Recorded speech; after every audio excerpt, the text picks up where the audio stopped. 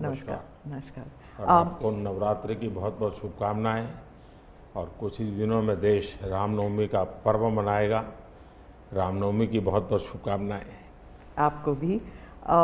मेरा पहला सवाल होगा ये कि आपने कई भाषणों में कहा है कि 2024 आपका लक्ष्य नहीं है, 2047 है।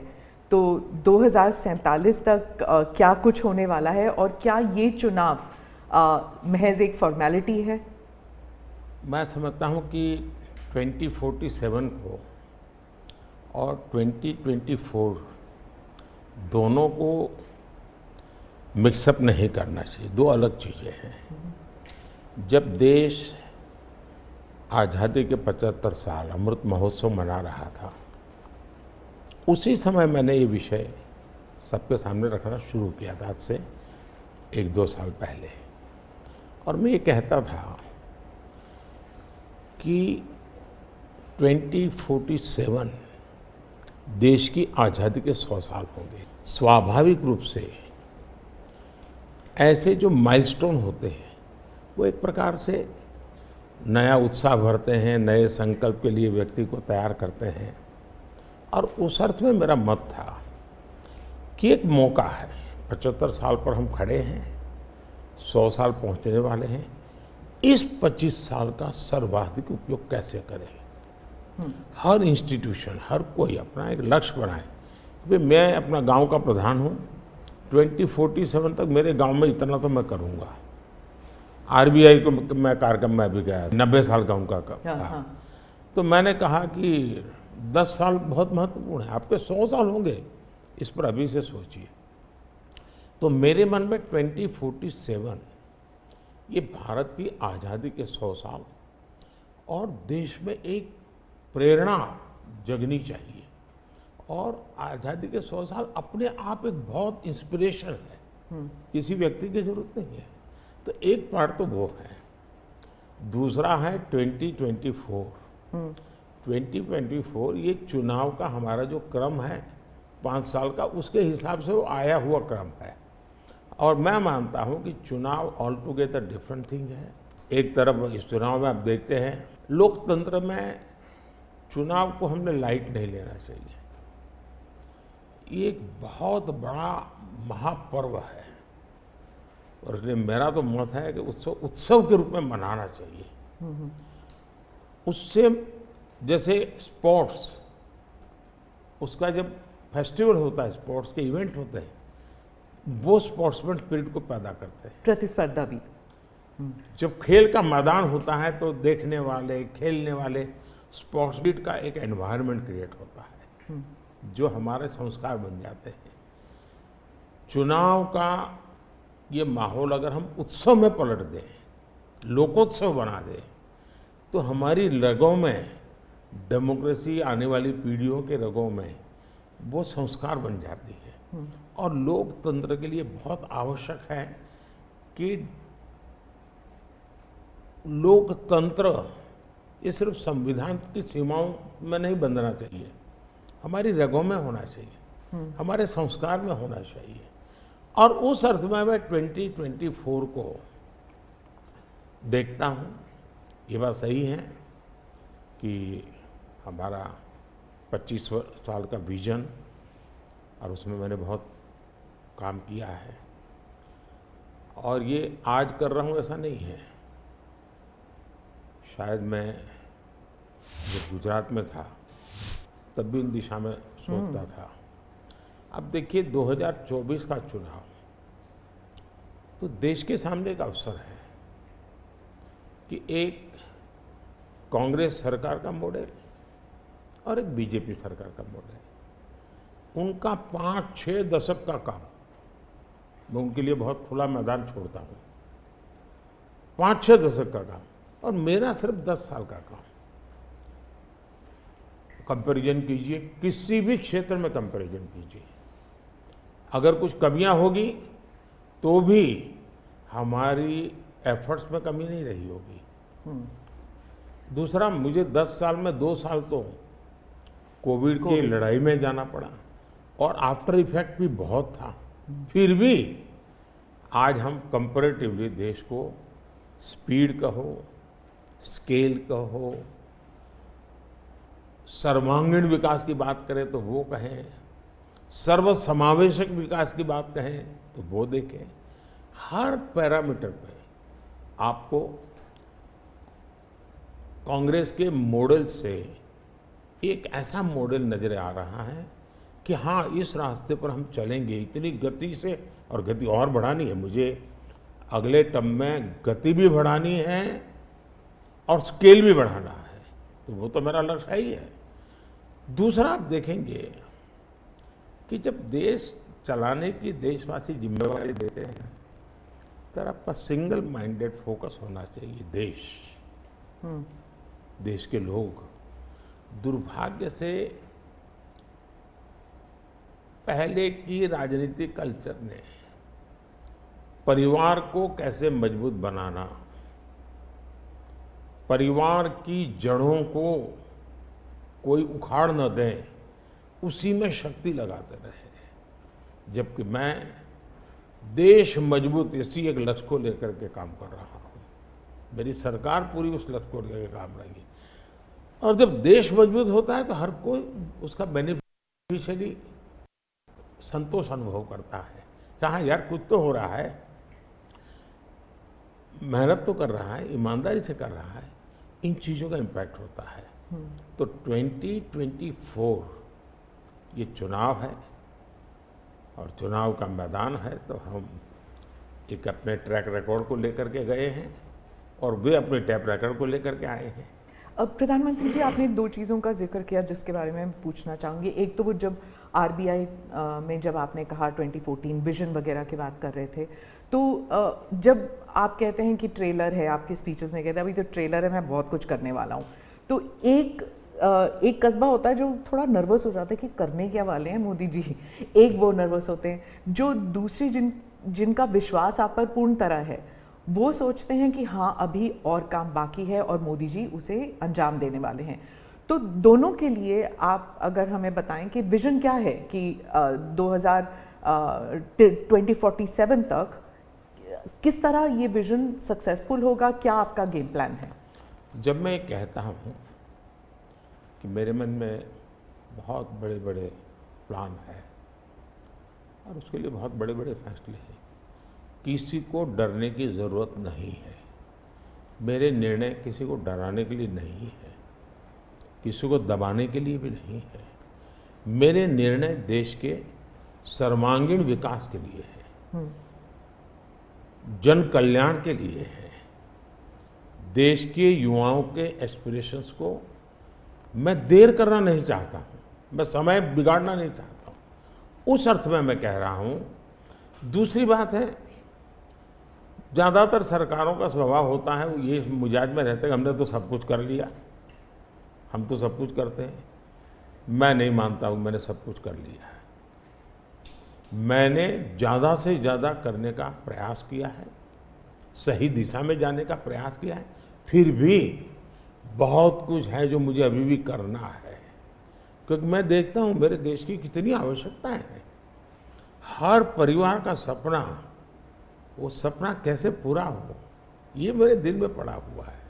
और इसलिए मैं कहता हूँ जो हुआ है वो ट्रेलर है, आपको अच्छा लगा है, लेकिन मैं बहुत अधिक करना चाहता हूँ, उस अर्थ में मैं उस बात को कहता हूँ।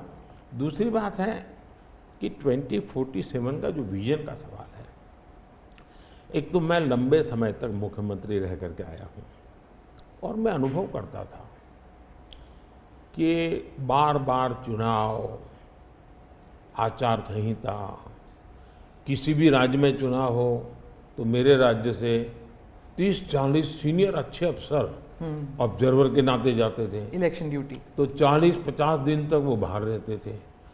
तो मुझे चिंता रहती थी कि मैं सरकार कैसे चलाऊं, क्योंकि देश में ऐसे चुनाव होते ही रहते और मेरे ऑब्जर्वर जाते रहते, तो मैं तो फिर मैंने सोचा कि मैं ये इसको वैकेशन नहीं मानता हूँ। मैं चुनाव होगा तो उस पीरियड को वैकेशन के रूप में नहीं लूँगा। मैं अफसरों को पहले से काम देता हूँ, भाई अगली सरकार के लिए ये काम करो।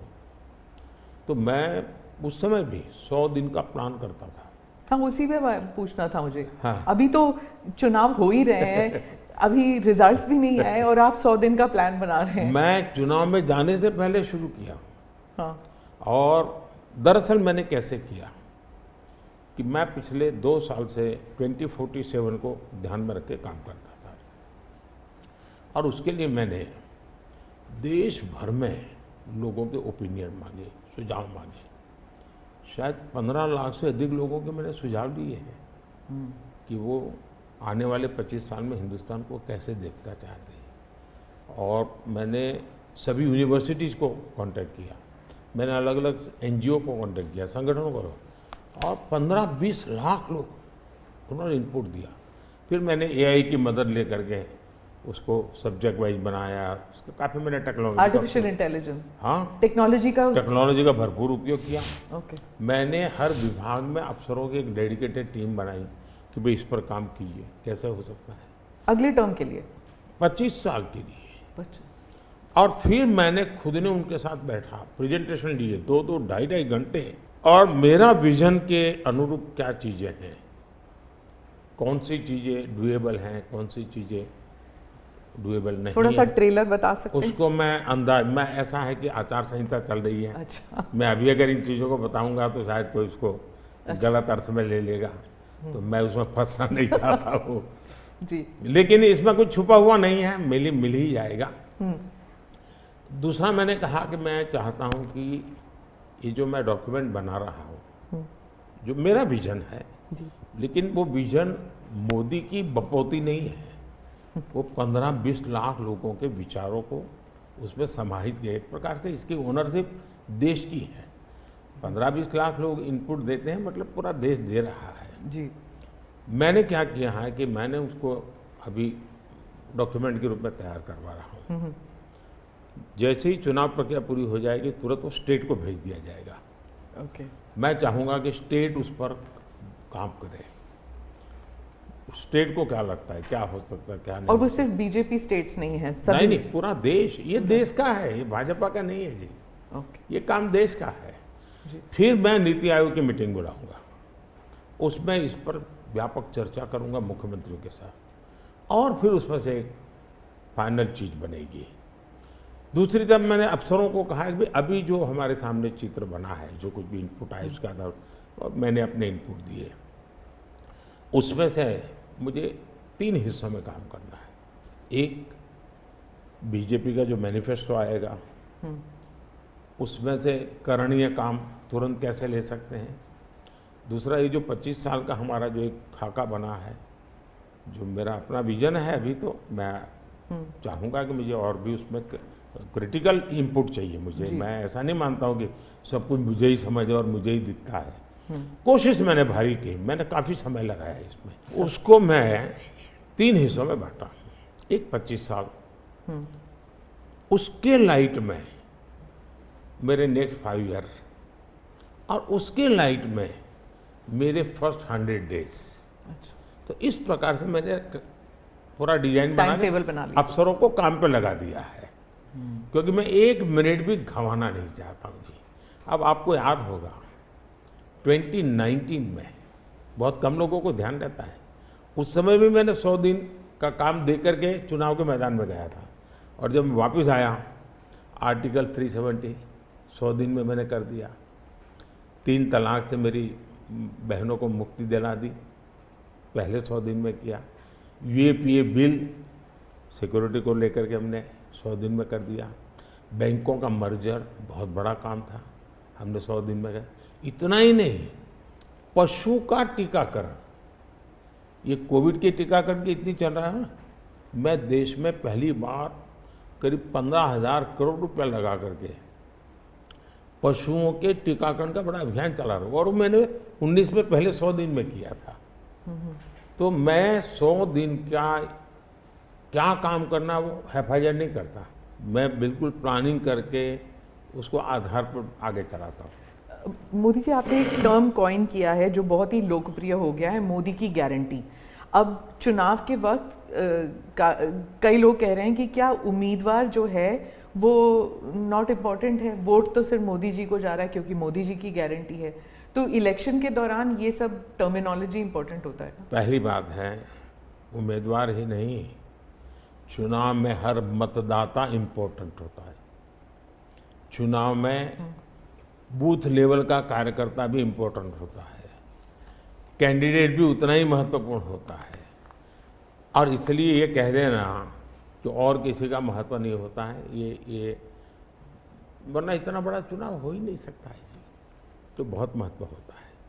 जहाँ तक गारंटी का सवाल है, आज हमारे यहाँ दुर्भाग्य से शब्दों के प्रति जो कमिटमेंट होना चाहिए, वो एक प्रकार से लग रहा है कि ये तो चलते का नाम गाड़ी, कुछ भी बोल दो, कहीं पर भी बोल दो, कोई जिम्मेवारी नहीं। अब आप देखा होगा इन दिनों एक नेताजी के पुराने ढेर सारे वीडियो बाजार में घूम रहे हैं और उनके एक विचार से दूसरा विचार कितना कॉन्ट्राडिक्टरी है। अब लोग एक साथ देखते हैं, अरे ये आदमी इतना हमें मूर्ख बनाता था, हमारी आंख में धूल झोंकता। अभी मैंने एक नेता का भाषण सुना, उन्होंने कहा एक झटके में मैं गरीबी हटा दूंगा।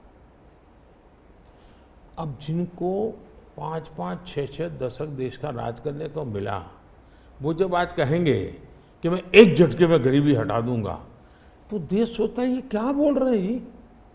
तो मुझे लगता है पॉलिटिकल लीडरशिप की क्वेश्चनेबल होती जा रही है। ऐसे में प्राण जाए और वचन न जाए, ये महान परंपरा से हम निकले हुए लोग हैं। मैं मानता हूं कि नेताओं ने ओनरशिप लेनी चाहिए, जिम्मेवारी लेनी चाहिए। ये मैं जो बोल रहा हूं मतलब मेरी जिम्मेवारी है, ये कोई करेगा ऐसा करेगा ऐसे नहीं चलता है। और उसमें से मैंने बल दिया है गारंटी का। मैं कमिटमेंट भी करता हूं और उसका मैं ओनरशिप ले रहा हूं। और जब ओनरशिप लेते हैं ना, तो देश को भरोसा होता है। आज आप देखिए कि हम जो बात कहते हैं उस पर लोगों का भरोसा है। 370 हटाऊंगा, भले हमें पार्टी का जन्म हुआ तब से हम कह रहे थे, हमारे श्यामा प्रसाद मुखर्जी ने बलिदान दिया था, लेकिन हम उस पर पक्के मन से लगे हुए थे। जब मेरा मौका आया, मैंने पूरी हिम्मत दिखाई, 370 गई और आज जम्मू कश्मीर का भाग्य बदल गया। 3 तलाक, कितने ही चीजों से गुजरा। पॉलिटिकल लीडरशिप डर गई, लोगों को रहा भी इनके पर क्या भरोसा करें।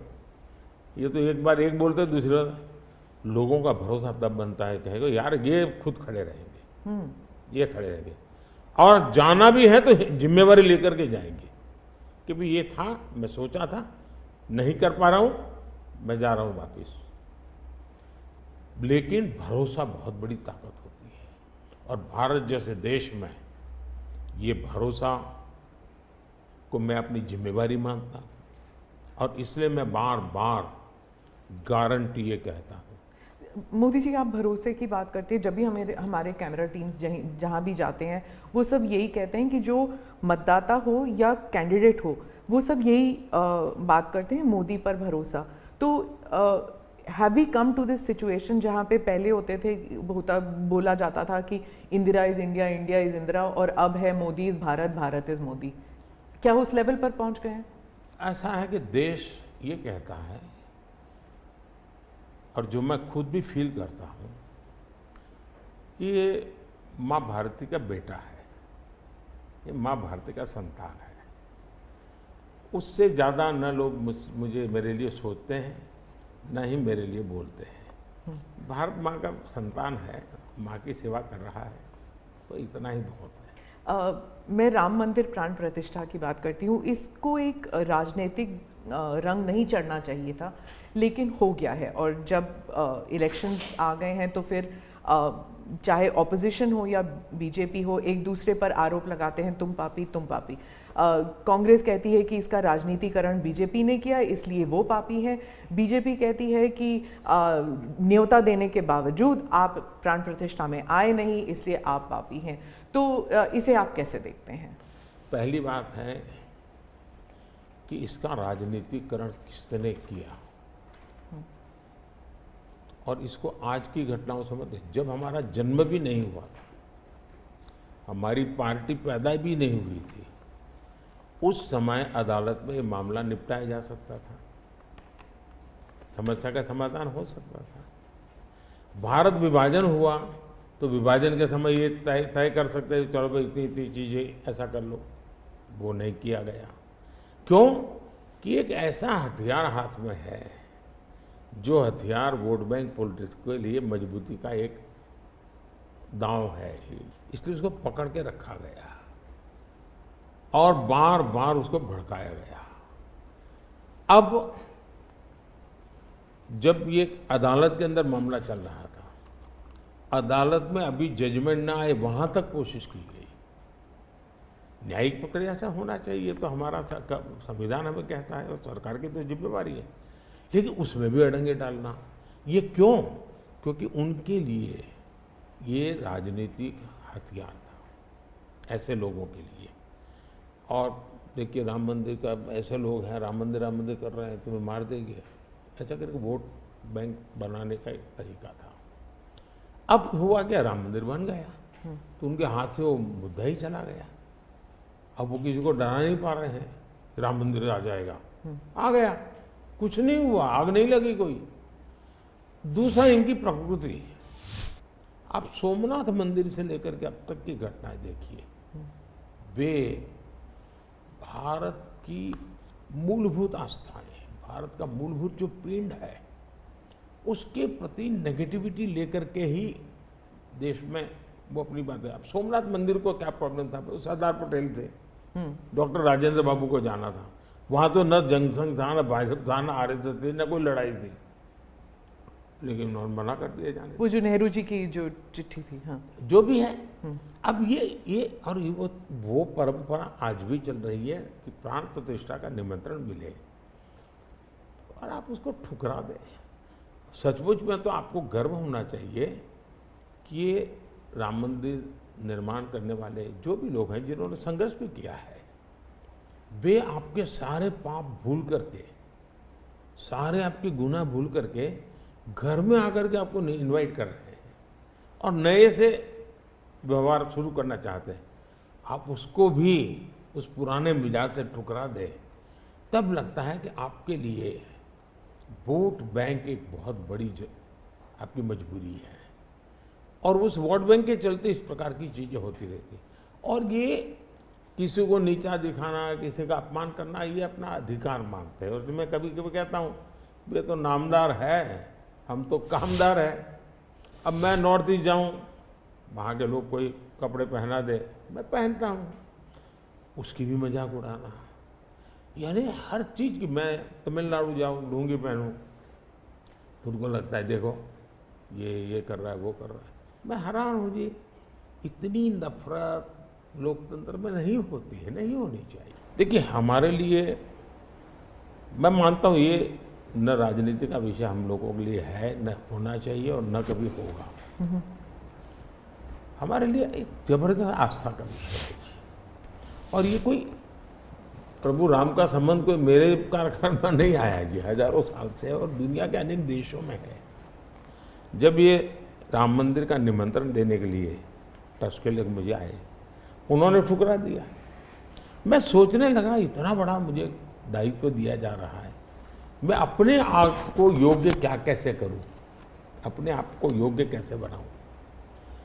तो मैंने कुछ लोगों की एडवाइस ली, कुछ संतों की, कुछ जानकार लोगों की, मेरी स्पिरिचुअल लाइफ से जुड़े हुए कुछ लोगों को मैंने पूछा कि भाई मैं इसको एक प्रधानमंत्री के रूप में इस कार्यक्रम को नहीं लेता हूँ, एक राम भक्त के रूप में करना चाहता हूँ, मुझे क्या करें। उसमें से मुझे सुझाव आया, तो सुझाव तो बहुत, लेकिन मैंने फिर कुछ अध्ययन भी किया और मैंने मनोमन तय किया कि मैं 11 दिन का अनुष्ठान करूँगा। और मैं ज़मीन पे सोता था, नारियल के पानी पर रहता था और तय किया मैं प्रभु राम जहाँ जहाँ गए थे उसमें जहाँ भी मैं जा सकता हूँ जाने का प्रयास करूँगा। और वहाँ मैं अपना, जब मैं श्रीरंगम मंदिर में गया दक्षिण भारत में, हाँ। दक्षिण भारत में। और कम्ब रामायण का मैंने पाठ किया वहाँ। तब मुझे वहाँ के लोगों ने बताया कि साहब 800 साल पहले जब कम्ब रामायण की रचना हुई तो पहला पाठ इसी जगह पे हुआ था। और मैं देख रहा सबके आंख में आंसू थे। ये जो मैंने अनुभूति की है साउथ में खास करके, यहाँ बैठे हुए लोगों को अंदाज नहीं आएगा जी कि क्या भक्ति है, क्या आस्था है और कितनी पवित्रता है उसमें।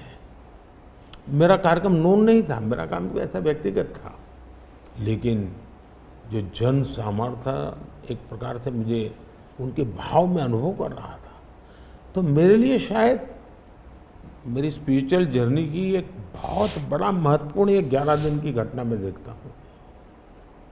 मैं और राम मंदिर प्राण प्रतिष्ठा को मैंने बहुत गंभीर लिया था जी। मैंने एक इवेंट के रूप में नहीं लिया था जी, मेरे लिए वो इवेंट नहीं था।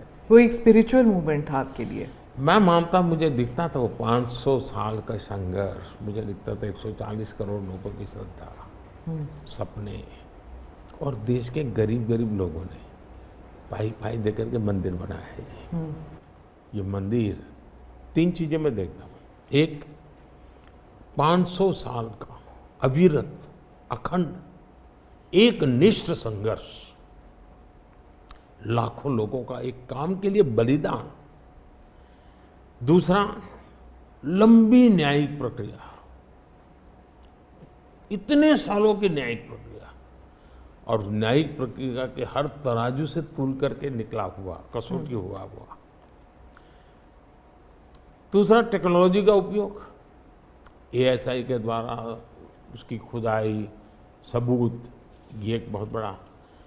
और चौथा, हिंदुस्तान के कोटि कोटि लोगों ने 1-1, 2-2, 5-5 रुपया जो भी दे सकते हैं दे करके ये मंदिर बनाया है। ये मंदिर सरकारी खजाने से नहीं बना है। ये ऐसे पहलू हैं कि जो भारत के स्वाभिमान को, भारत के सामर्थ्य को, भारत के सपनों को, भारत के संकल्प को और भारत के आने वाली पीढ़ी को बहुत बड़ी प्रेरणा देने वाले हैं। हम दक्षिण भारत की बात करते हैं तो पहले मैं दक्षिण भारत के कुछ मुद्दों के बारे में उठाऊंगी।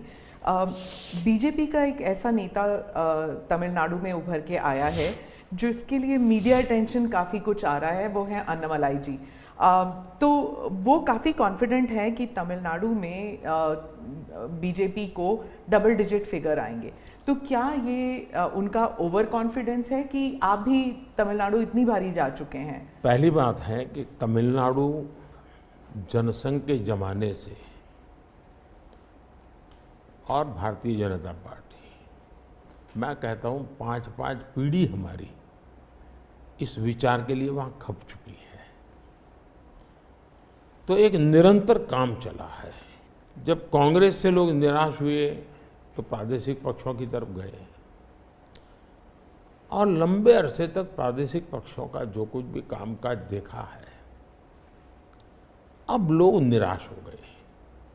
निराशा के इस माहौल में उन्होंने दिल्ली में भाजपा की सरकार का मॉडल देखा, हिंदुस्तान में अन्य राज्यों में भाजपा की सरकार का मॉडल देखा, देश भर में जो तमिल बंधु रहते हैं उन्होंने अपने घरों में जाके बताया भी हम जिस राज्य में रहते हैं वहाँ तो ये हो रहा है। तो लोग स्वाभाविक तमिल प्रजा कंपैरिजन करने लगी कि जो हवा खड़ा किया गया था ये तो अच्छा काम कर रहे हैं।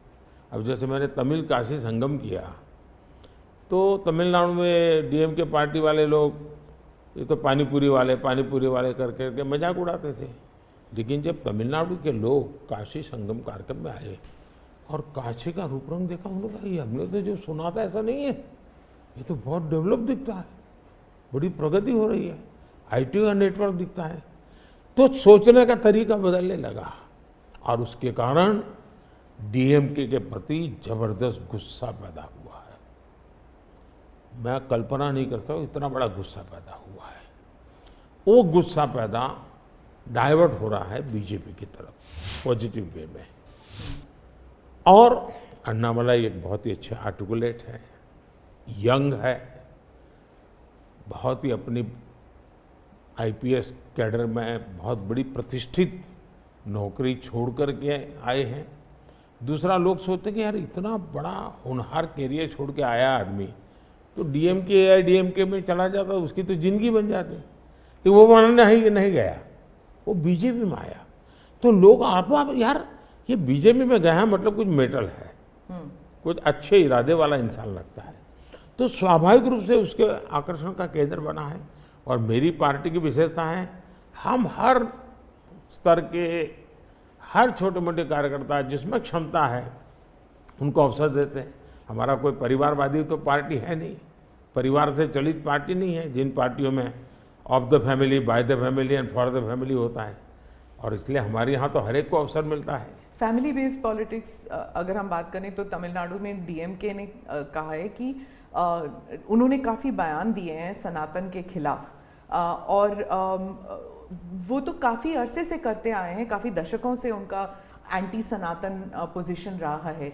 लेकिन अब जो है वो लोग थोड़ा बहुत आक्रोश दिखने को मिल रहा है। तो आप क्या समझते हैं कि is it because of awareness कि लोग बीजेपी की तरफ मुड़ रहे हैं, या फिर सनातन के खिलाफ जो उनके स्टेटमेंट्स है वो बाकी राज्यों में भी ये फैल रहा है? अब मैं इस सवाल को जरा अलग तरीके से देखता हूँ। सवाल हमें कांग्रेस को पूछना चाहिए। जो कांग्रेस जिसके साथ किसी जमाने में महात्मा गांधी का नाम जुड़ा हुआ था, जो कांग्रेस जहां इंदिरा गांधी जी गले में माला खुलेआम पहन करके घूमती थी, रुद्राक्ष माला, जो हाँ रुद्राक्ष माला पहन करके घूमती थी इंदिरा जी। सवाल कांग्रेस को पूछना चाहिए कि तुम्हारी क्या मजबूरी है कि सनातन के खिलाफ इतना जहर उगलने वाले लोगों के साथ तुम क्यों बैठे हो भाई? क्या तुम्हारी राजनीति अधूरी रह जाएगी क्या?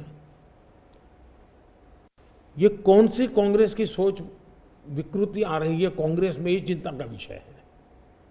डीएमके का तो जन्म शायद इस नफरत में पैदा हुआ होगा, और धीरे धीरे वो नफरत का खेल भी उनका लोग स्वीकार करने नहीं लगे हैं, और इसलिए वो नए नए तौर तरीके अपना करके बोल रहे हैं। प्रश्न उनका नहीं है, प्रश्न कांग्रेस जैसी पार्टी का है कि उसने अपना मूल कैरेक्टर गंवा दिया है क्या? जब संविधान सभा में जो लोग बैठे थे तो ज़्यादातर गांधीयन लोग थे, ज़्यादातर कांग्रेस की विचारधारा से जुड़े हुए लोग थे, और पहला संविधान बना, उसके हर पेज पर जो पेंटिंग है रामायण, वो सनातन की ही परंपरा से जुड़े हुए हैं। तो आपका संविधान बना, उस संविधान में सनातन का गौरव का हिस्सा था, और आज सनातन को इतनी भयंकर गालियां देने की हिम्मत हो और आप उनके साथ चुनाव की राजनीति करें, उनके साथ मंच साझा करें, मजबूरी कांग्रेस की, ये देश के लिए चिंता का विषय है। और जो तमिलनाडु के मुख्यमंत्री और कुछ और दक्षिण के मंत्री हैं, मुख्यमंत्री हैं, वो कहते हैं कि जो दक्षिण है वो अलग इकाई है, उत्तर अलग इकाई है, दक्षिण भारत और उत्तर भारत, और बीजेपी जो है वो दक्षिण भारत में सेंध नहीं कर सकती। राहुल गांधी ने तो संसद में भी कहा था कि आप अगर पूर्व से देखें, बंगाल से देखें, उड़ीसा, आंध्र प्रदेश, तेलंगाना, तमिलनाडु, केरल तक जाएं, पूरे उस एरिया में बीजेपी सेंध नहीं कर पाएगी। दो अलग इकाई है क्या दक्षिण भारत और उत्तर भारत? पहली बात है, भारत बहुरत्ना वसुंधरा है, भारत विविधताओं से भरा हुआ देश है। यहाँ रेगिस्तान भी है, यहाँ समुद्री तट भी है, यहाँ हिमालय भी हैं, और यहाँ सह्याद्री भी हैं, यहाँ गंगा के पट भी हैं और कावेरी के पट भी हैं। तो भारत को टुकड़ों में देखना, ये भारत के प्रति नासमझी का परिणाम है। अगर यही भाव होता, अगर आप हिंदुस्तान में देखें प्रभु राम के नाम से जुड़े हुए गांव कितने सबसे ज़्यादा कहाँ हैं, तो तमिलनाडु में है। इतने सारे गांव के नाम हैं कि उसमें राम तो होगा ही होगा। अब इसको आप कैसे अलग कह सकते हैं? किसको गले उतारेंगे आप? लेकिन भारत की विविधता है, पंजाबी जैसा होगा वैसा नागालैंड का व्यक्ति नहीं होगा, गुजराती जैसा होगा वैसा कश्मीर का व्यक्ति नहीं होगा। तो विविधता ही तो हमारी शक्ति है, हमने विविधता को सेलिब्रेट करना चाहिए। हमें गुलदस्ता ऐसा है भारत का जिसमें हर एक का अपना फूल दिखाई दे, ये भाव होना चाहिए। कांग्रेस कहती है कि बीजेपी और खासकर मोदी जी इस विविधता को अप्रिशिएट नहीं करते, एक रंग में ढालना चाहते हैं, और अगर 400 सीट जो आप कह रहे हैं अगर वो आ जाता है तो संविधान रद्द हो जाएगा, एक ही भाषा, एक ही रहन सहन, एक ही तरीका होगा, और वो है जो मोदी जी कहेंगे। मैं समझ नहीं पाता हूँ कि जो व्यक्ति यूएन में जाकर के पहली बार दुनिया की सबसे पुरातन भाषा तमिल भाषा का गुणगान करता हो, किस आधार पर उस व्यक्ति को आप ऐसे आरोप लगा रहे हो? मेरा तो मत है, और मैं जब कपड़े अलग अलग राज्य के पहनता हूं तो उनको ये परेशानी हो रही है। मुसीबत उनकी है कि वो एक सांचे में देश को डालना चाहते हैं। हम तो विविधता की पूजा करते हैं, हम विविधता को सेलिब्रेट करते हैं। और मैं हमको हर एक को कहता हूं, जैसे हमने कहा कि भाई डॉक्टर बनना है, इंजीनियर बनना, मातृभाषा में क्यों नहीं बन सकता है? जब मैं मातृभाषा में डॉक्टर इंजीनियर बनने की बात करता हूँ, मतलब कि मैं मातृभाषा को सेलिब्रेट कर रहा हूँ, उसका महात्मा ही बढ़ा रहा हूँ। मुझे ये अभी एक गेमिंग वाले सब बच्चों के साथ बैठा था, तो उनमें से किसी ने पूछा कि हमारे लिए कोई संदेश, तो ऐसे मैंने कहा एक काम करो, अब जब भी आप हस्ताक्षर कहीं करेंगे, सिग्नेचर करेंगे, अपनी मातृभाषा में सिग्नेचर करो, इतना तो गर्व करो। अब मैं तो विविधता को लाने की कोशिश कर रहा हूँ, अब उनको आरोप लगाने हैं, क्या करेंगे? कुछ मुख्यमंत्री हैं वो कहते हैं कि उन्हें सेंटर से सहयोग नहीं मिलता। दक्षिण के भी कुछ मुख्यमंत्री हैं, आप भी मुख्यमंत्री रह चुके हैं, अब प्रधानमंत्री हैं पिछले 10 साल में। क्या कोऑपरेटिव फेडरलिज्म को लेकर आपके विचार बदल गए हैं जब आप मुख्यमंत्री थे और जब अभी आप प्रधानमंत्री हैं? दरअसल, और क्या उन्हें नहीं मिलता सहयोग? दुर्भाग्य हुआ है कि जो रीजनल एस्पिरेशंस होते हैं उसको सबसे ज़्यादा तवज्जो देनी चाहिए। ये मेरी पार्टी की फिलॉसफी है।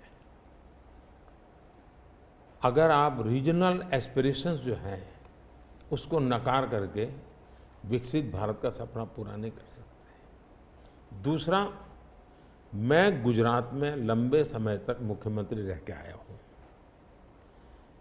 और मेरा सौभाग्य है कि देश में मैं पहला प्रधानमंत्री ऐसा हूँ कि जिसके पास राज्य के मुख्यमंत्री का इतना बड़ा अनुभव रहा है। तो एक मुख्यमंत्री के नाते केंद्र से क्या अपेक्षाएं होती हैं, केंद्र से क्या तकलीफें होती हैं, उसको मैंने भली भांति झेला है, समझा भी है। और इसलिए मैं कतई नहीं चाहूँगा कि मेरे देश का कोई राज्य उसका उमंग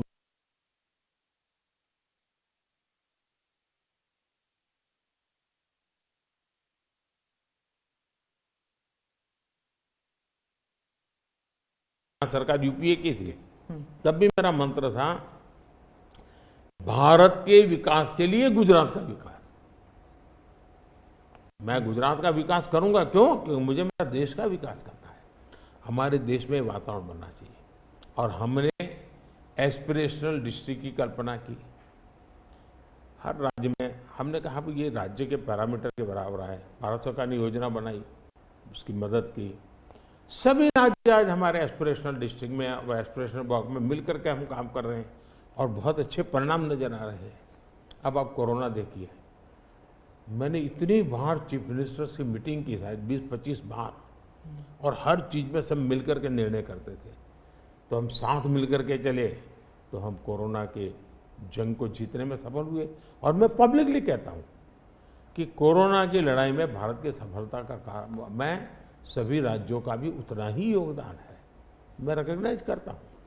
और इसलिए मैंने हमेशा कहा है कि देश को आगे ले जाना है तो हमें कॉम्पिटिटिव कोऑपरेटिव फेडरलिज्म चाहिए। हमारे यहाँ स्पर्धा होनी चाहिए, तंदुरुस्त स्पर्धा होनी चाहिए विकास की, तब जाकर के। अब देखिए G20, मैं G20 दिल्ली में कर सकता था, मैंने ऐसा नहीं किया।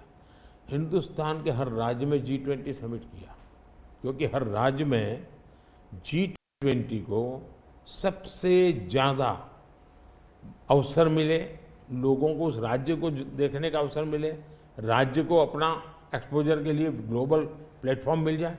क्यों? क्योंकि मैं चाहता हूँ मेरा देश का हर कोना मेरे लिए देश ही है। मोदी जी, दो सवाल G20 को लेकर मैं पूछना चाहती थी आपसे। एक तो वो जो क्लासिक शॉट था ना, वो प्रेसिडेंट बाइडेन और प्रिंस सलमान जो हैंडशेक वाला जो शॉट, उसके बारे में एक। दूसरा, वेस्टर्न मीडिया में बहुत से आर्टिकल्स आते थे उस वक्त कि कोई कंसेंसस होगा नहीं, डिक्लेरेशन होगा नहीं, पर हो गया डिक्लेरेशन। तो ये दो, इन दोनों चीज़ों की बैक स्टोरी बताइए। एक तो आपने वो हैंडशेक कैसे करवाया, और दूसरा डिक्लेरेशन कैसे हुआ? एक ग्लोबल गुड जब उसके लिए काम करते हैं और अपने निजी कोई इफ्स एंड बट्स नहीं होते हैं, तो आप दुनिया को ऑन बोर्ड ले सकते हैं। और मेरी कोशिश ये थी कि मुझे बताइए भाई, आखिरकार ये G8 और G20 पैदा कैसे हुआ। जिन मुद्दों को लेकर के पैदा हुआ तो उस मुद्दों से हटना नहीं चाहिए, और उसमें सब मेरे से कन्विंस हुए, सब लोग कन्विंस हुए। कुछ लोगों से मुझे व्यक्तिगत बातचीत करने की ज़रूरत थी, मैंने वो भी किया। कुछ शब्दों की किसी के आग्रह रहते थे, उनको मैंने समझाने का प्रयास किया। दूसरा, मेरा इरादा था कि मैं लास्ट डे, लास्ट सेशन में नहीं करूँगा, मैं इसको इतना जल्दी करूँगा कि लोग सरप्राइज कर जाएंगे। और इसलिए मैंने दूसरे ही दिन, पहले ही सत्र में डिक्लेरेशन वाला काम पूरा कर दिया। तो जो नेगेटिव अनुमानों के आधार पर सारा G20 घसीटने की कोशिश होती थी, मैं इसको किसी भी हालत में चौंका देना चाहता था। तो दैट वाज माय स्ट्रेटेजी, और वो स्ट्रेटेजी सफल हुई। और मुझे खुशी है, जहाँ तक दुनिया के उन देशों को क्यों लाए साथ, कैसे लाए। देखिए, सिल्क रूट की चर्चा हम बहुत समय से सुनते आए हैं। सिल्क रूट किसने बनाया, कैसे बना, कोई हिस्ट्री अवेलेबल नहीं है। तो सिल्क रूट चल पड़ा और यानी इवॉल्व हुआ धीरे धीरे। हम लोगों ने ये जो IMEC की दिशा में हम गए हैं, ये बहुत बड़ा गेम चेंजर बनने वाला है, और आने वाले हजारों साल उसका इम्पैक्ट है। जैसा सिल्क रूट का इम्पैक्ट हजारों साल रहा, वैसा इसको इम्पैक्ट रहने वाला है। और उसमें मैं सबको विश्वास हुआ कि भाई हाँ, ये तरीका है। उसमें गल्फ कंट्रीज का भी पॉजिटिव और प्रोएक्टिव रोल था। भारत ने एक अच्छी भूमिका निभाने का भारत को अवसर मिला। US, यूरोप हमारे साथ थे, और सबको लगा कि एक कॉन्क्रीट पॉजिटिव आउटकम निकलेगा, तो हम उसको लेकर के मिलते थे। तो उसमें स्वाभाविक था कि सऊदी किंग और प्रेसिडेंट बाइडेन और दोनों के साथ मेरी अच्छी मित्रता है, तो मैं किसी का भी हाथ भी पकड़ सकता हूँ, किसी की बात भी कर सकता हूँ। पर्सनालिटी पॉलिटिक्स भी आता है ना, क्योंकि देखिए आप कि अगर हम विदेश नीति की बात करें तो खाड़ी के साथ जो हमारे रिश्ते बेहतर हुए हैं, उसके लिए बहुत से लोग कहते हैं कि it is because of your personal intervention, आपको सम्मान भी दिया गया था वहाँ पर। तो चाहे ईस्ट एशिया हो या वेस्ट एशिया हो, इसमें पर्सनालिटी पॉलिटिक्स कहाँ तक इम्पोर्टेंट है कि आप उनके जो राष्ट्रपति हैं या प्रधानमंत्री हैं, उनके साथ आपका वाइबिंग होता है, आप उनके साथ बातचीत करते हैं और वो फिल्टर डाउन होता है, फिर कहाँ तक इसमें पर्सनालिटी पॉलिटिक्स भी है? मैं समझता हूँ कि इसके अलग अलग व्यू हो सकते हैं और सब सही हो सकते हैं। एक मत स्ट्रॉन्ग है कि पर्सनालिटी कल्ट या पर्सनल रिलेशन, ये बहुत ज़्यादा इन चीज़ों में नहीं डाले थे। एक मत है, स्ट्रॉन्ग मत है। मुझे लगता है कि हमारी डिप्लोमेसी अगर प्रोटोकॉल में फंसी रहेगी तो हम परफॉर्म नहीं कर पाएंगे। डिप्लोमेसी की ताकत भी इनफॉर्मल में भी है, प्रोटोकॉल में ही ऐसा नहीं है। प्रोटोकॉल में ज़्यादा पोजीशनिंग होता है, पहले कौन आएगा, पहले कौन हाथ मिलाएगा वगैरह, उसी में समझ जाता है। तो मैंने शुरू से देखा कि भाई, जैसे मेरी शपथ हुआ था, बड़ा इंटरेस्टिंग है, मैंने तय किया कि मैं सार्क देशों को, 2014 की शपथ में। हाँ 2000 पहली बार मैं पहली बना, बार। सार्क देशों को बनाने का मेरे मन में विचार आया। और उसके पीछे कारण ये था क्योंकि मेरा चुनाव प्रचार में मुझ पर आरोप एक ही था कि ये मोदी जो कि राज्य से आया है, ये देश की राजनीति क्या समझेगा, विदेश नीति क्या समझेगा, ये तो डुबो देगा। ये चुनाव प्रचार का मेरा खिलाफ के जो मुद्दे थे उसमें एक बड़ा महत्वपूर्ण मुद्दा था। सब लोग मेरी मजाक उड़ाते थे, तो मुझे लगा इनको एक ही एक्शन से मुझे जवाब दे देना चाहिए, बोलने की जरूरत नहीं है। पहले दिन से। तो मैंने शपथ समारोह में सार्क देशों को बुलाया। उसके पहले मैंने बैक चैनल से उन सबसे सहमति ले ली थी, ऐसा तो नहीं हो सकता कि कोई, और सब लोग आए। मेरा शपथ हुआ, फॉरेन मिनिस्टर अभी तो हमारा बना भी नहीं था, और मैं इन सारी चीज़ों से बिल्कुल नया था, बिल्कुल अनभिज्ञ था, लेकिन बायलैटरल सबके साथ होना था। जब हम लोग हैदराबाद हाउस में गए तो मुझे समझाया सब प्रोटोकॉल वालों के साथ, ऐसा होगा, वो आएंगे, आप ऐसा कहेंगे सर। जब समय हुआ आना शुरू, मैंने कहा ऐसा करो मैं बाहर जाता हूँ उनको लेने के लिए।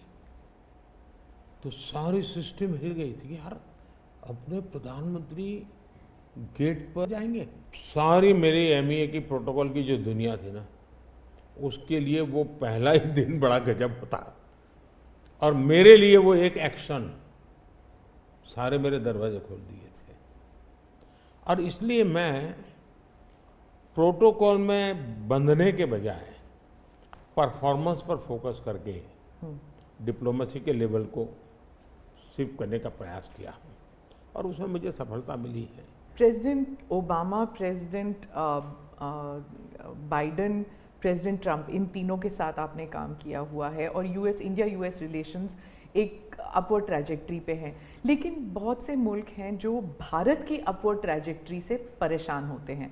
ये इट इज़ अंडरस्टूड कि ये है, जैसे कि चाइना, क्योंकि वो दे यूज टू थिंक कि ग्रुप ऑफ टू होगा, एक तरफ चाइना, एक तरफ अमेरिका, मतलब दो पावर सेंटर्स होंगे। तो मैं सिर्फ उदाहरण के लिए चाइना दे रही हूँ, लेकिन हमारे इर्द गिर्द जो मुल्क हैं वो भी थोड़े असमंजस में है कि ये भारत की ट्रैजेक्टरी इतनी ऊपर इतनी जल्दी जा रही है। क्या हम अपने नेबरहुड को अपनी सक्सेस स्टोरी का हिस्सा नहीं बना सकते? अच्छा सवाल आपने पूछा। हमारी डे वन से पॉलिसी है, एक नेबर फर्स्ट, दूसरा एक्ट ईस्ट। तो जो हमारे ईस्टर्न पार्ट के जो हमारे आसियान कंट्री के देश हैं, उसमें हमने एक्ट ईस्ट पॉलिसी लिया है, यहाँ नेबरहुड फर्स्ट। तो ये हमारा डे वन से हमारे देश की भी पॉलिसी है और हमारी भी पॉलिसी है। पहले लूकैस था, मैंने आकर के उसको एक्ट ईस्ट कहा। लेकिन इसमें दूसरा, आज दुनिया के सैकड़ों मील दूर भी कोई देश है, उनको लगता है कि भारत की प्रगति में हमारा कोई बेनिफिट है, तो पड़ोसी क्यों नहीं देखेगा। आज पड़ोसी सबसे ज़्यादा खुश हैं क्योंकि भारत उनके सबसे, अब जैसे कोविड के कालखंड में कोई पड़ोसी देश ऐसा नहीं है कि जिसकी हमने मदद नहीं की हो। नेचुरल कैलेमिटी, कोई ऐसा देश नहीं है। अब जब नेपाल में भूकंप आया, फर्स्ट रिस्पॉन्डर हम थे। श्रीलंका में बहुत बड़ा क्राइसिस आया, उस क्राइसिस के समय सबसे ज़्यादा उनको मुसीबत में से बाहर निकालने का कोई काम किया है तो हिंदुस्तान ने किया, और पब्लिकली वो रिकग्नाइज करते, इसको कहते हैं। और इसलिए मैं तो दूसरा अनुभव कर रहा हूँ, वो हमसे बहुत अपेक्षाएं करते हैं, और पॉजिटिव अर्थ में मैं कहता हूँ, अच्छे रूप में देखते हैं। और भारत ने भी कहा है कि भाई हम हमारे सभी देशों को, पड़ोसियों को शक्तिशाली और समृद्ध देखना चाहते हैं। आपने दोस्ती का हाथ बढ़ाया था 2014 से ही पाकिस्तान, चाइना के साथ भी ऐसे किया था। लेकिन जब आप सक्सेस स्टोरी या अपने नेबरहुड फर्स्ट की बात करते हैं तो पाकिस्तान, चाइना, मालदीव्स ये भी आते हैं, और यहाँ पर कटाक्ष है अगर आप बात करें तो। इसके लिए सुधार उसमें उनकी अंदरूनी राजनीति महत्वपूर्ण है। भारत और उन देशों का संबंधों से ज़्यादा उनका इंटरनल पॉलिटिक्स के लिए कुछ चीज़ें जरूरी है। जी, विदेशी मीडिया जो है वो हमेशा कहती है कि Modi is the most popular prime minister in India. वो इस बारे में कोई दो राय नहीं है, लेकिन ये भी कहती है कि a strong Modi means democracy start sliding. मतलब लोकतंत्र के लिए खतरा है अगर मोदी जी और स्ट्रॉन्ग हो जाएंगे। लेकिन भारत में कुछ और ही है। वो वही रेटिंग्स, वही एजेंसीज कहते हैं कि लोग जो हैं वो खुश हैं कि मोदी जी अगर स्ट्रॉन्ग हो जाएं, तो उन्हीं के रेटिंग्स ये कहते हैं। आप इस बारे में क्या कहेंगे? पहली बात है कि उनकी टर्मिनोलॉजी क्या है और उनके इस कंक्लूजन पर आने का आधार क्या है, ये अपने आप में एक रिसर्च का विषय है। लेकिन मैं ये समझ नहीं पाता हूँ कि जिस देश में 6 लाख पंचायतें चुने हुए लोगों से चलती हो, दुनिया में कोई देश ऐसा है कि जहाँ 6 लाख पंचायतें और नियमित रूप से चुनाव जहाँ होते हैं, इतने राज्य, अनेक पार्टियों की सरकारें। हमारे देश में शायद ही कोई ऐसी पॉलिटिकल पार्टी होगी जो कहीं सत्ता में ना हो। तो ये सब होने के बावजूद अगर ये कहना कि सर्वसत्ताधीश कोई बन रहा है, तो ये तो मुझे लगता है उनको जानकारियों का अभाव है हिंदू। दूसरा, अगर मोदी सर्वसत्ताधीश के रूप में रहता तो G20 में मेरे अगल बगल में ही कर रहा है। मैंने तो राज्यों के पास, क्योंकि डेमोक्रेटिक कैरेक्टर है ये हमारा। मोदी जी एक मैं मदर ऑफ डेमोक्रेसी इसकी दुनिया में गुंज कर रहा हूँ, तो उनको क्वेश्चन हो रहा है, क्योंकि वो अभी भी स्वीकारने को तैयार नहीं कि भारत मदर ऑफ डेमोक्रेसी है। हाँ, एक सवाल था, यूक्रेन में जब युद्ध चल रहा था तो भारत के जो वहाँ पर छात्र थे उन्हें सुरक्षित रूप से वापस भारत लाया गया। ये एक दिल हिलाने वाला किस्सा था। इसमें आपने हॉस्टिलिटीज़ रोकने के लिए पर्सनल हस्तक्षेप किया था, पर्सनल इंटरवेंशन किया था, ये सुनने में आया है। तो इसके बारे में कुछ बताएंगे? देखिए, यूक्रेन की चर्चा जरा ज़्यादा हुई खिलाफ, लेकिन मैं 14 से लेकर ऐसी कई घटनाएं हैं। अगर आपने एक सुषमा स्वराज जी का एक इंटरव्यू है, आप देखिए कि कैसे यमन में से हमने हिंदुस्तान के लोगों को लाए, और सऊदी किंग के साथ मैंने बात कर करके उनसे कहा भाई मुझे वहाँ यमन से लोगों को लाना है, तो आपका बॉम्बार्डिंग चल रहा है, हम कर नहीं पा रहे हैं, मुझे कैसे मदद करेंगे? तो उन्होंने कहा कुछ समझ दीजिए मुझे। और सुषमा जी ने अपने इंटरव्यू में सारी चीज़ें कही हुई है। भारत की रिक्वेस्ट पर एक पीरियड रहता था जिस पीरियड में बॉम्बार्डिंग नहीं होता था, और उस समय हम हवाई जहाज़ में हमारे लोगों को निकालते। यमन से करीब 5000 लोगों को हम लाए थे। उसी प्रकार से यूक्रेन में मेरा यूक्रेन से भी इतना ही घनिष्ठ नेता है, मेरा रशिया से भी इतना ही घनिष्ठ नाता रहा है। दोनों राष्ट्रपति के साथ में बहुत मित्रतापूर्ण मेरा रहा है। मैं पब्लिकली राष्ट्रपति पुतिन को कह सकता हूँ कि युद्ध का समय नहीं है। मैं यूक्रेन को भी कह सकता हूँ पब्लिकली कि बातचीत के रास्ते पर ही जाना चाहिए, और इसके कारण मेरी क्रेडिबिलिटी है। और जब मैंने कहा भाई भारत के इतने लोग, हमारे नौजवान फंसे हुए हैं और मुझे आपकी मदद चाहिए, और मैं आप क्या व्यवस्था कर सकता हूँ, फिर मैंने बताया मैंने इतनी इतनी व्यवस्था की है, आप इतना मेरी मदद कीजिए। उन्होंने मदद की, और भारत के तिरंगे की ताकत इतनी थी कि विदेशी व्यक्ति की भी भारत का तिरंगा हाथ में रखता था तो उसके लिए जगह मिल जाती थी। तो मेरा तिरंगा ही मेरी गारंटी बन गया था। मोदी जी, मैं डोमेस्टिक पॉलिटिक्स पे वापस आती हूँ। एक सवाल है इलेक्टोरल बॉन्ड्स के बारे में। राहुल गांधी जो हैं वो हर भाषण में कहते हैं, और विपक्ष के नेता भी कहते हैं कि इसमें धांधली हुई है। आपकी पार्टी के लोग भी कहते हैं कि अगर गलती है, अगर इसमें कोई गुंजाइश है इसके सुधार में, तो वो कर सकते हैं। क्या ये गलत फैसला था इलेक्टोरल बॉन्ड्स का? पहली बात है कि हमारे देश में लंबे अरसे से चर्चा चली है कि चुनावों में काला धन एक बहुत बड़ा खतरनाक खेल हो रहा है। देश के चुनावों को काले धन से मुक्ति मिले, इसके लिए कुछ करना चाहिए। चर्चा लंबे समय से चल रही है। चुनाव में खर्च तो होता ही होता है, कोई इनकार नहीं कर सकता है। मेरी पार्टी भी करती है, सब पार्टियां करती है, कैंडिडेट भी करते हैं, और पैसे लोगों से लेने पड़ते हैं, सब पार्टियां लेती हैं। मैं चाहता था कि हम कुछ कोशिश करें कि इस काले धन से हमारे चुनाव को कैसे मुक्ति मिले, ट्रांसपेरेंसी कैसे आए। एक प्रामाणिक पवित्र विचार मेरे मन में था, रास्ते खोज रहे थे, एक छोटा सा रास्ता मिला, वही पूर्ण है। वैसे हमने उस समय भी क्लेम नहीं किया था, पार्लियामेंट में डिबेट में सबने उसको सराहा भी था।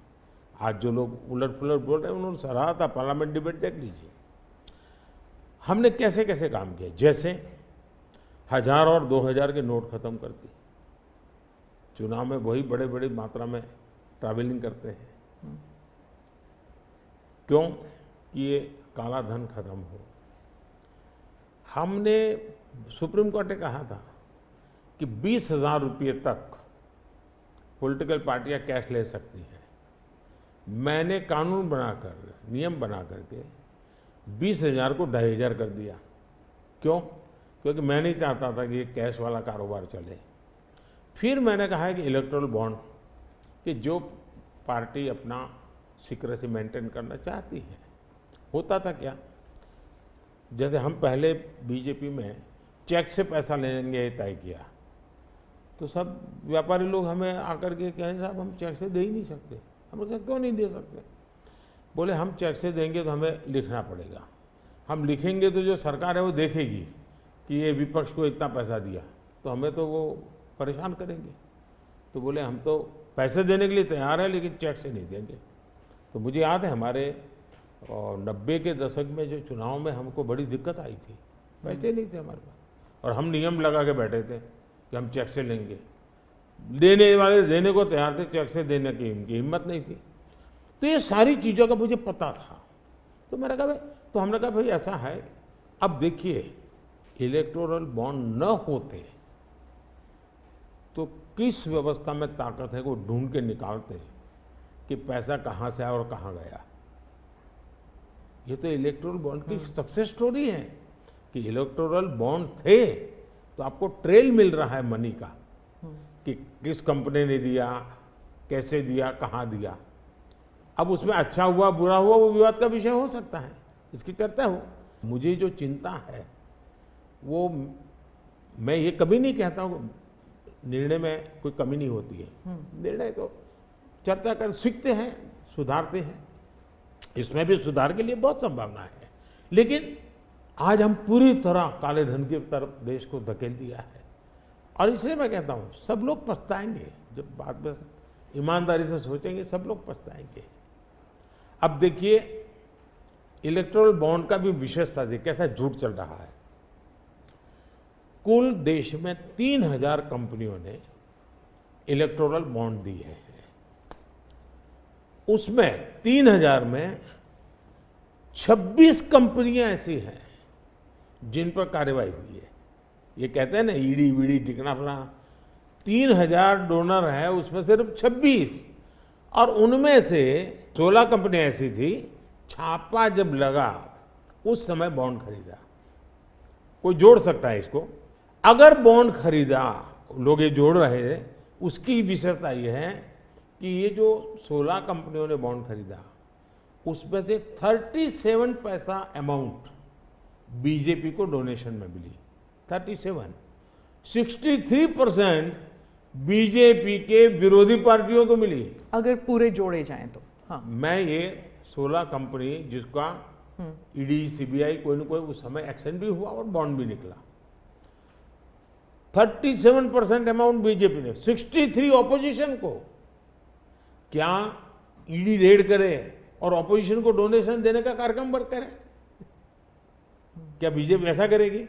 इसका मतलब कि 63% पैसा विपक्ष के पास जाए और आप आरोप हम पर लगाएं, लेकिन उनको गोलमोल बोलना है और भाग जाना है। हम ट्रांसपेरेंसी की बात करते हैं तो विपक्ष कहता है कि ईडी, सीबीआई, आईटी, सारे के सारे इदारे जो हैं, इलेक्शन कमीशन को भी जोड़ते हैं वो, कि सारे इदारों पर बीजेपी हावी है और लेवल प्लेइंग फील्ड है ही नहीं। मतलब they already making the ground कि इलेक्शन जो है वो फेयर नहीं हो सकता। इसमें एक भी कानून मेरी सरकार ने नहीं बनाया, चाहे ईडी हो, सीबीआई हो, चाहे इलेक्शन कमीशन। ऊपर से हमने तो इलेक्शन कमीशन में सुधार किए हैं। आज इलेक्शन कमीशन बनता है तो ऑपोजिशन भी उसमें होता है। पहले तो प्रधानमंत्री एक फाइल पे साइन करके इलेक्शन कमीशन बना देता था, और जो उनके परिवार के साथ निकट जुड़े थे ऐसे ऐसे लोग इलेक्शन कमिश्नर बने थे। ऐसे लोग इलेक्शन कमिश्नर बने थे जो वहाँ से निकलने के बाद राज्यसभा के मेंबर बने, उनकी सरकार के मिनिस्टर बने। ऐसे इलेक्शन कमिश्नर बने थे जो कांग्रेस के बाद में कैंडिडेट बने, और इसलिए हम उस लेवल पे प्ले नहीं कर सकते। तो हमारा लेवल प्ले फील्ड हो ही नहीं सकता, हम ऐसे बन ही नहीं सकते। हम अच्छे रास्ते पर जाना चाहते हैं, हम उस रास्ते पर जाना नहीं चाहते। दूसरी बात है, आखिर ईडी सीबीआई कैसे बनी? ईडी वगैरह का आप देखेंगे या इलेक्शन कमीशन का अपने एक कहावत है, नाच न जाने आंगन टेढ़ा। और इसलिए कभी ईवीएम का बहाना निकालेंगे, कभी मूलतः पराजय के लिए वो कुछ रीजनिंग अभी से सेट करने में लगे हैं ताकि पराजय उनके खाते में न चढ़ जाए। वो कह रहे हैं लड़े कैसे आप? या तो ऑपोजिशन लीडर्स को जेल में डाल रहे हैं, या फिर अगर वो आपकी पार्टी में आ गए तो सारे पाप धुल गए। कितने ऑपोजिशन लीडर जेल में हैं? कोई मुझे बताए। और क्या यही ऑपोजिशन लीडर उनके सरकार चलाते थे? या जेल का डर है? हाँ? डर तो पाप का होता है जी, ईमानदार को क्या डर होता है? मेरे यहाँ भी तो उन्होंने मेरे होम मिनिस्टर सबको जेल में डाल दिया था। दूसरा, ईडी की बात करते हैं। आप गुजरात के बारे में कह रहे हैं जब आप मुख्यमंत्री? हाँ, मैं मुख्यमंत्री था। अच्छा, जो ईडी की बात करते हैं, ईडी ने जितने केसेस किए ना, उसमें से सिर्फ, देश को समझना, सिर्फ 3% ही पॉलिटिकल लोग इन्वॉल्व है जिन पर एक केस हुए हैं। 97% जिनका राजनीति से कोई लेना देना नहीं, ऐसे लोगों को हुआ है जो कोई ड्रग माफिया है, कुछ अफसर हैं जो करप्शन करते हैं, कुछ अफसर हैं जो बेनामी संपत्ति बना के बैठे हुए हैं। 97% केस उन पर हुए हैं, जेलों में वो लोग गए हैं। अच्छा, मजा देखिए, ईडी एक स्वतंत्र संस्था को काम कर देना चाहिए, नहीं करने देना चाहिए? बनाई क्यों भाई? 2014 से पहले ये संपत्ति अटैच करने का ईडी को अधिकार है। 2014 से पहले उन्होंने सिर्फ 5,000 करोड़ रुपए की संपत्ति अटैच की। कौन रोकता था ईडी को भाई? और किसके लाभ में कहता? मेरे कालखंड में गलत काम करने वालों की 1 लाख करोड़ रुपए की संपत्ति अटैच हुई है। क्या ये देश की जनता का पैसा नहीं है? दूसरा आंकड़ा तो आप और हैरान हो जाओगे। 2014 पहले इसी ईडी ने देश में से 34 लाख रुपए, 34 लाख रुपया कैश जब्त किया था। मतलब कि स्कूल बैग में आ जाए इतना पैसा, स्कूल बैग में आ जाए। पिछले 10 साल में हमने 2,200 करोड़ रुपया कैश जब्त किया है। 2,200 करोड़ रुपया कैश जब्त किया है। कहाँ 34 लाख, कहाँ 2,200 करोड़। 34 लाख रुपया एक बैग में आ जाता है। 2,200 करोड़ रुपया शिफ्ट करना है तो वो हाथी का छोटा सा ट्रक आता है ना, 70 ट्रक लगेंगे तब जाकर के इतना रुपया हमने ईडी ने हमारे यहाँ हमारे कालखंड में। इसका मतलब ये है कि ईडी सही काम कर रही है। कैश पकड़ा है भाई, लोग पकड़े नहीं, कैश भी पकड़ा है। और मेरा ये कमिटमेंट है जी, मैं ये कन्विंस हूं कि भ्रष्टाचार ने देश को तबाह करके रखा है। हमें देश में से भ्रष्टाचार के खिलाफ लड़ाई लड़नी चाहिए, पूरी ताकत से लड़नी चाहिए। और ये मेरा व्यक्तिगत रूप से मेरा ये कन्विक्शन बना हुआ है। एक सवाल आर्थिक इशू पर है कि जब इलॉन मस्क भारत आने वाले हैं और वो जब आपसे अमेरिका में मिले थे तो उन्होंने कहा था वो आपके प्रशंसक हैं, he is a fan of yours.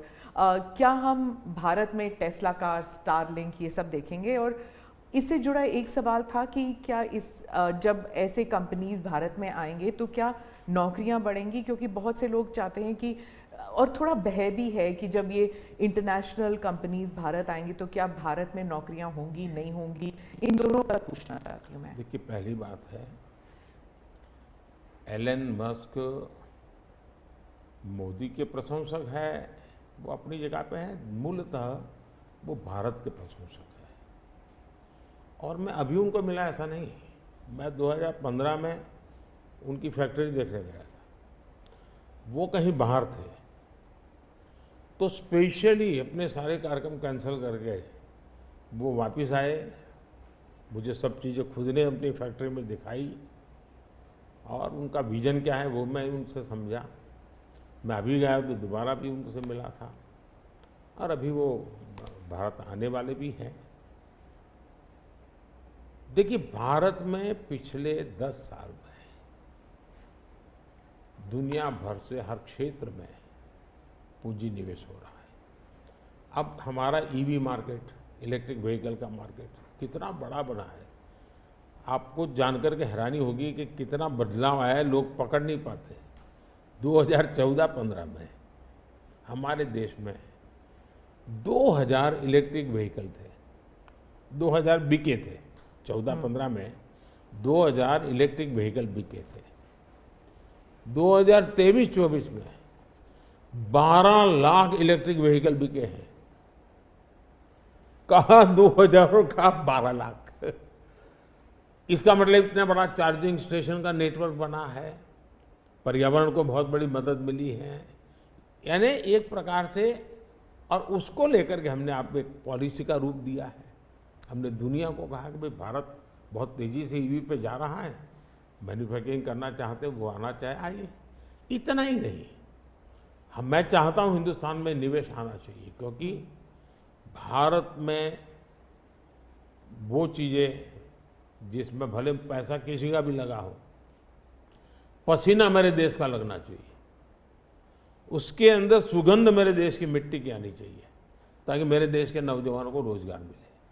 और मैं उसके लिए, आप देखिए, गूगल उसका बड़ा काम यहाँ कर रहा है, सैमसंग यहाँ पर आया, एप्पल बहुत बड़ी मात्रा में यहाँ पर आया। हमारे यहाँ बड़ोदरा के अंदर एयरक्राफ्ट मैन्युफैक्चरिंग के लिए काम शुरू हुआ। सेमीकंडक्टर के लिए अभी तो ताइवान के एक लीडर का बड़ा अच्छा बयान भी आया। यानी हम हर क्षेत्र में, ताकि मेरे देश के नौजवानों को रोजगार मिले। और मैं उसके लिए, आप देखिए, गूगल उसका बड़ा काम यहाँ कर रहा है, सैमसंग यहाँ पर आया, एप्पल बहुत बड़ी मात्रा में यहाँ पर आया। हमारे यहाँ बड़ोदरा के अंदर मेरे देश में करूँगा, मेरे देश के नौजवानों के लिए करूँगा, और मैं इसके लिए नीतियाँ भी बनाता हूँ, हिम्मत के साथ बनाता हूँ, और लोग आ भी रहे हैं, भरोसा कर रहे हैं। प्रधानमंत्री जी, अंत में 2 सवाल पूछना चाहूँगी। एक तो फर्स्ट टाइम वोटर्स, पहले बार जो मतदान करने वाले हैं, उनके लिए आपका क्या संदेश है? और दूसरा, जो ईमानदार मध्यम वर्गीय करदाता है, honest middle class tax payer, millions are there, तो उनके लिए वो क्या उम्मीद कर सकते हैं मोदी 3.0? देखिए, मैं जो विकसित भारत की बात करता हूँ, उसके साथ साइमल्टेनियस किसका भविष्य जुड़ा हुआ है। जो आज 20 साल का, 22 साल का है, वो 2047 में उसकी पूर्ण जिंदगी का एक कालखंड है एक प्रकार से, तब वो 40, 45, 50 का होगा। मतलब ये भारत के विकसित भारत बनने की प्रक्रिया और उसकी जिंदगी की प्रक्रिया दोनों साथ है, गोल्डन अपॉर्चुनिटी है उसके साथ। ये सबसे ज्यादा बेनिफिशियरी आज का जो फर्स्ट टाइम वोटर है, वो 2047 का सबसे बड़ा बेनिफिशियरी बनने वाला है। ये बात मैं उसको समझा रहा हूं कि भाई मैं तेरा भविष्य बना रहा हूं, तुम मेरे साथ जुड़ जाओ, और मैं क्या मानता हूं कि वो जुड़ेगा। दूसरा, फर्स्ट टाइम वोटर जो है वो परंपरागत चीज़ों से बाहर आना चाहता है। अब आप देखिए विपक्ष का घोषणा पत्र पूरी तरह इकोनॉमी को फेल करने वाला घोषणा पत्र है। एक प्रकार से विपक्ष का घोषणा पत्र देश के जो फर्स्ट टाइम वोटर हैं या पिछले जिनकी उम्र 25 से कम है, उनके भविष्य को रौंदने वाला उनका मैनिफेस्टो के इकोनॉमिक प्रोग्राम है। वो तो खटाखट खटाखट खटाखट पैसे देने वाला। मैं उनको क्या करना है, लेकिन पूरा आगे एनालिसिस करोगे तो सबसे बड़ा नुकसान ये जो देश के 25 साल की उम्र से कम उम्र वाले लोग हैं, उनके भविष्य को रौंदने वाला एक उनका इकोनॉमिक प्रोग्राम है जी। बर्बाद हो जाएगा। मुझे उनकी ज़िंदगी बनानी है। मैं देश में इनोवेशन को बल देना चाहता हूँ। देखिए देश में जो पैटेंट इन दिनों रजिस्ट्री हुई, हिस्टोरिकल रिकॉर्ड है पैटेंट के। तो यंग जनरेशन को लगता है हाँ हमारी ज़िंदगी बढ़ रही है। आज डेटा मेरे देश का इतना सस्ता है, मैं जानता हूँ मेरे देश को आर्थिक रूप से नुकसान हो रहा है, लेकिन सस्ता डेटा का परिणाम है कि मैं देश में डिजिटल रिवॉल्यूशन लाने में मेरे नौजवानों को मैंने ताकत दी है। आज वो दुनिया, मुझे अभी गेमिंग वाले बच्चे मिले थे, वो कहते थे साहब दुनिया के देश में हम खेलने के लिए जाते हैं, वहाँ डेटा इतना महंगा है। बोले हम 50 बार सोचते हैं, हम भारत के अंदर इतना हमारे लिए अवसर है, इतना सस्ता डेटा है तो हम हिम्मत कर रहे हैं। एजुकेशन में आज डेटा सस्ता होने के कारण उसको कितनी फायदा हो रहा है जी। लॉन्ग डिस्टेंस लर्निंग, हाँ हर चीज में, टेलीमेडिसिन में। ये जो हमने इन चीज़ों पर कंट्रोल करके रखा है, इसका बहुत बड़ा लाभ हो रहा है, बड़ा रिवॉल्यूशन हो रहा है। और जो मिडिल क्लास टैक्स पेयर है उसके लिए जो देखिए जहाँ तक टैक्स पेयर है,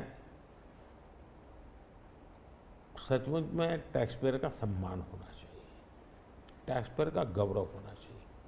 आए दिन रास्ते चलते हर टैक्स पेयर को गाली देते रहेंगे तो देश कैसे चलेगा जी? ये मैं समझ नहीं आता हूँ ये किस सोच का परिणाम है।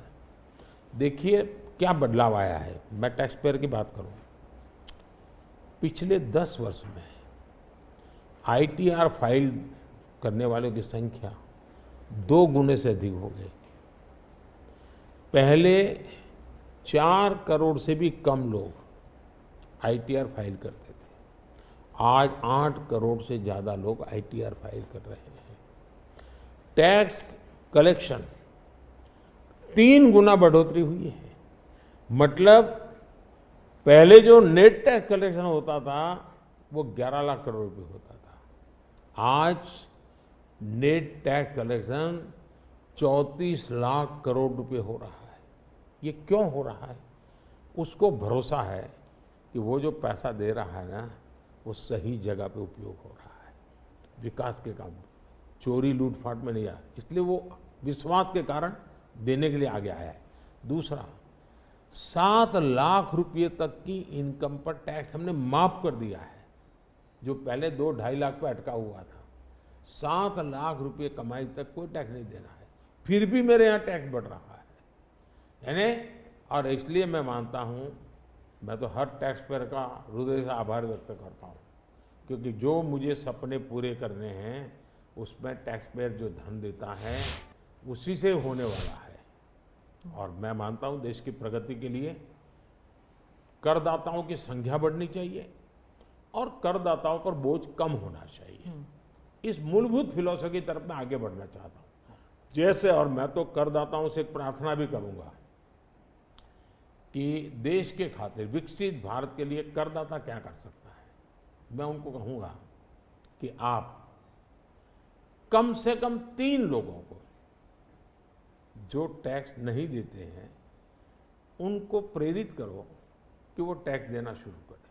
हर टैक्स पेयर सिर्फ 3 लोगों को प्रेरित करें।